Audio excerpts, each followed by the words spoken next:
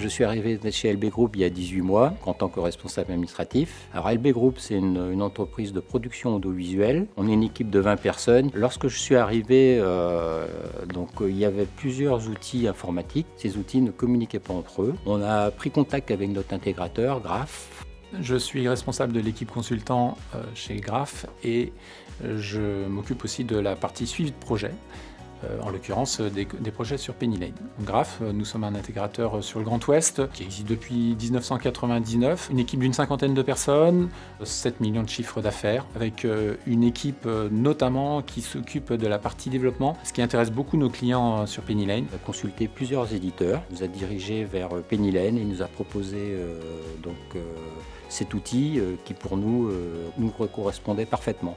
Et notamment avec la gestion des notes de frais qui est très importante chez nous. C'est un petit peu particulier dans le cas de LB Group puisque c'est un client que l'on connaissait bien. Il recherchait un produit qui soit un produit en SaaS, un produit qui puisse gérer correctement les notes de frais, qui puisse faire du reporting, de la GED et bien sûr qui nous fasse une gestion comptable parfaite. Et là, on avait l'outil idéal. Une fois que le contact a été pris, une fois qu'on a identifié que finalement la bonne solution c'était Penny Lane, bien sûr on a proposé aux clients de faire une démo et effectivement ça l'a énormément emballé. En mise en place de Penny Lane, on va dire qu'on a 3 axes importants. La chose primordiale, c'est une phase d'analyse où on diagnostique bien que ce que l'on a proposé initialement correspond bien aux besoins du client et on évalue aussi tous les points à mettre en place. Deuxième point, c'est la partie paramétrage reprise.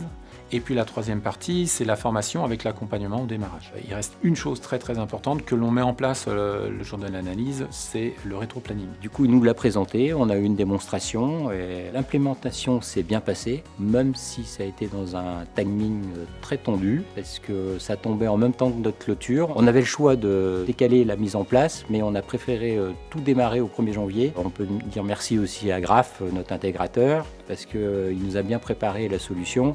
Et nous, à partir du moment qu'il a commandé les cartes, les équipes ont pu avoir accès à leurs cartes. Ils ont paramétré l'outil et ils ont repris les données de notre ancien outil. L'impact de passer par un intégrateur, pour nous, il a été important. Comme on est une petite équipe, on est tout seul, on ne peut pas tout faire. Et là, pour nous, ça a été important qu'ils ont été un peu le relais avec Penny Lane. Ils ont permis aussi le paramétrage de l'outil, de nous accompagner dans la formation.